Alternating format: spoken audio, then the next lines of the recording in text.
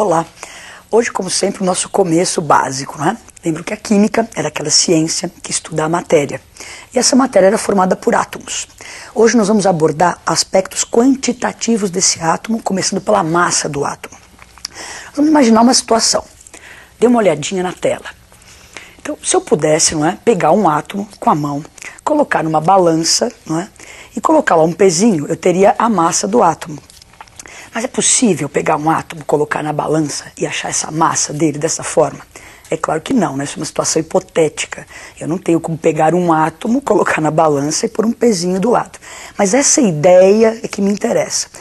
Quando você vai expressar a massa, por exemplo, de um elefante, você usa a unidade tonelada. Massa de uma pessoa, você usa quilograma. E para o átomo, nós precisamos criar uma unidade para expressar a massa do átomo. Então, a necessidade de expressar a massa do átomo, ter uma unidade para isso, fez os químicos pensarem, bom, nós precisamos de um padrão, de um referencial. Existe um referencial, por exemplo, quilograma. Então você sobe lá na balança e fala, olha, eu peso 60 quilogramas. Então é 60 vezes mais que 1 quilograma. Tem esse referencial. Nós precisamos na química de um referencial. Bom, se escolheu o carbono 12 para tirar esse referencial, um dos átomos mais estáveis que nós temos. Então olha o que eles fizeram com o átomo. É lógico que é uma situação também hipotética, não é impossível fatiar um átomo. Mas se fosse possível, fatiaríamos o átomo de carbono em 12 pedacinhos. E esse 1/12 do carbono 12, desse isótopo 12 do carbono, seria o nosso referencial de massa, chamado de 1U. Então, a química estuda a matéria é formada por átomos. Para se expressar a massa desse átomo, criamos um novo referencial de massa próprio para essas coisas bem pequenas, átomos, moléculas, que é o U. Tendo esse referencial, a gente pode então calcular a massa atômica. É lógico que isso nós fizemos aí, ninguém fatiou átomo, ninguém colocou átomo na balança. Na verdade, essa massa atômica é determinada experimentalmente no aparelho espectrômetro de massa. Isso foi feito para você entender de onde veio o U, que é a unidade que nós vamos usar. Então, o que é massa atômica, que vai ser sempre dada no seu vestibular para você trabalhar com esses dados? Olhe para a tela. Massa atômica é a massa de um único átomo, expressa então nessa nova unidade que é o U. Isso sempre será dado no seu vestibular, você não precisa saber de cor nenhuma. E você tem na tela alguns exemplos. Carbono 12U, oxigênio 16U. Então, isso vai ser dado sempre no vestibular.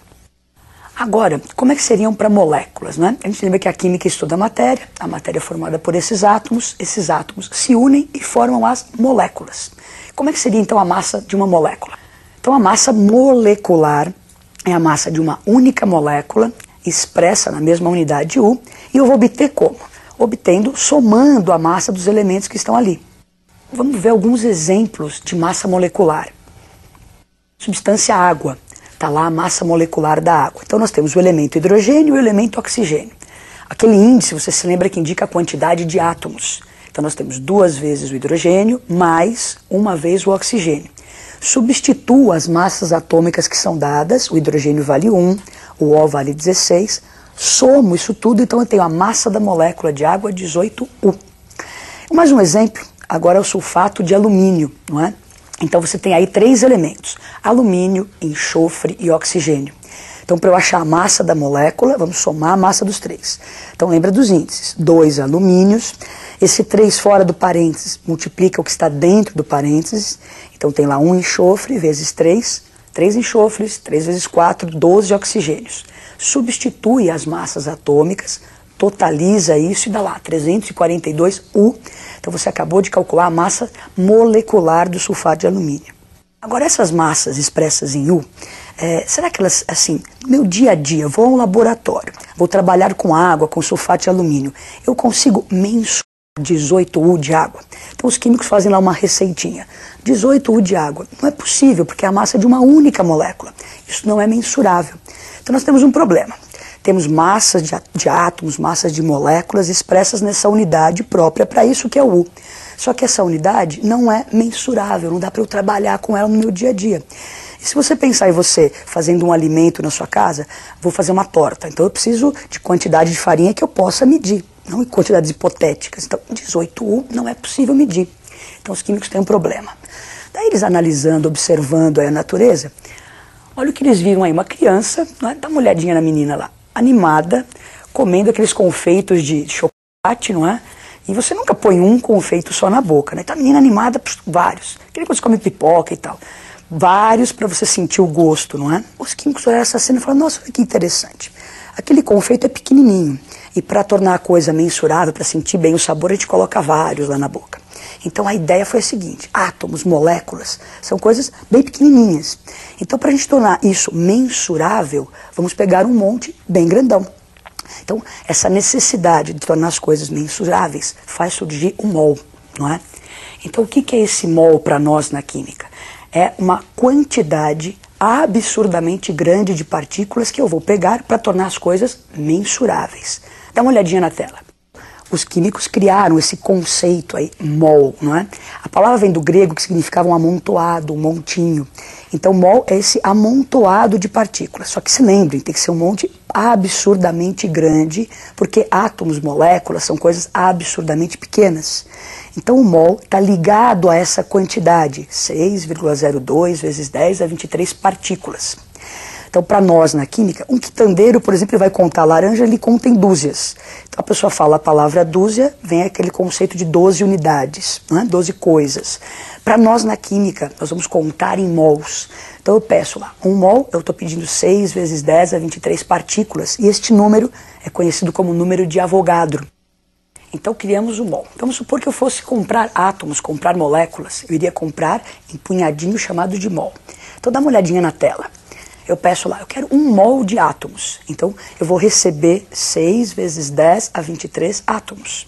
Ou eu peço 2 mols de moléculas. Então, eu quero 2 montinhos com 6,02 vezes 10 a 23 moléculas. A gente viu que o mol é essa quantidade. No sistema internacional, existe uma grandeza chamada quantidade de matéria. Então, existe um sistema, dentro dele existe matéria. E se eu quiser medir a quantidade de matéria, a unidade que nós vamos usar é justamente o mol. Então, no sistema internacional, mol expressa quantidade de matéria. Vamos fixar bem isso na tela. Olha lá, mol é a unidade que no sistema internacional expressa a quantidade de matéria que tem um sistema. Como o mol vai nos ajudar a entender bem essas coisas, né? Os químicos precisam de quantidades mensuráveis. Vou ao laboratório, vou medir coisas. Só que eu preciso medir e saber o que eu estou medindo.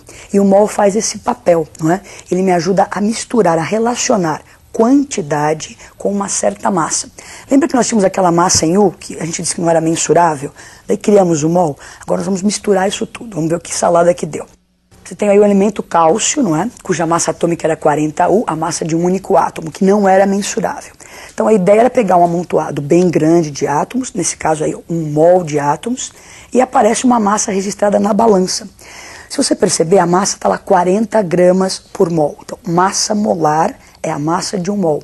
Você vê que essa massa molar, a massa de 1 mol, ela é numericamente igual à massa atômica. Então aquela tabela que nós tínhamos em U, é só eu tirar o U e pôr gramas. É lógico que fisicamente mudou tudo. Antes era um único átomo, agora nós temos 1 mol de átomos. Então o mol faz essa ponte, olha, relaciona quantidade de partículas com a massa. Vamos resumir isso e ter uma certeza com relação a essas unidades. Mol, átomos, massa. Dê uma olhadinha na tela. Então eu tenho certeza para qualquer elemento, nós acabamos de ver o exemplo do cálcio, mas para qualquer elemento químico, se eu pedir 1 mol de átomos, eu vou receber um montinho com 6 vezes 10 a 23 átomos, o que equivale à sua massa molar. Não é? Agora, vamos ver como é que fica para moléculas. Falamos do elemento cálcio. E para moléculas, vamos pegar como exemplo a água. A molécula de água tem uma massa molecular que é 18U. A mesma história do cálcio, não é mensurável. Então colocamos na balança, agora eu estou contando moléculas. Então 6 vezes 10 a 23 moléculas de água.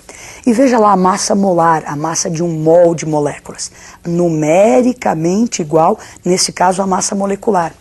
Então aquela que eu acho em U, eu tiro o U e passo para gramas, deixei de ter uma quantidade que não era mensurável e passo a ter então agora uma quantidade mensurável. Vamos resumir então. Já vimos para átomos, como é que fica para moléculas agora essa relação? Eu tenho certeza, se eu pegar 1 mol de moléculas, eu estaria pegando 6,02 vezes 10 a 23 moléculas, o que equivale ao que é chamado de massa molar, expressa sempre em gramas por mol. Vamos ver o que pode acontecer agora com alguns gases em algumas situações, não é? Então nós estamos falando de mol, de quantidade, vamos pensar na quantidade de gás. Vamos dar uma olhadinha nesse desenho muito bonitinho aqui, ó.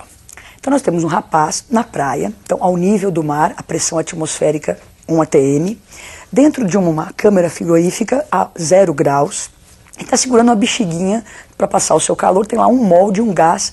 Então eu tenho 1 mol de um gás a 0 graus a 1 atmosfera. Então aquela bexiga vai ocupar um volume, que nós vamos chamar justamente de volume molar. Volume molar de um gás no que se chama de condições normais de temperatura e pressão, CNTP.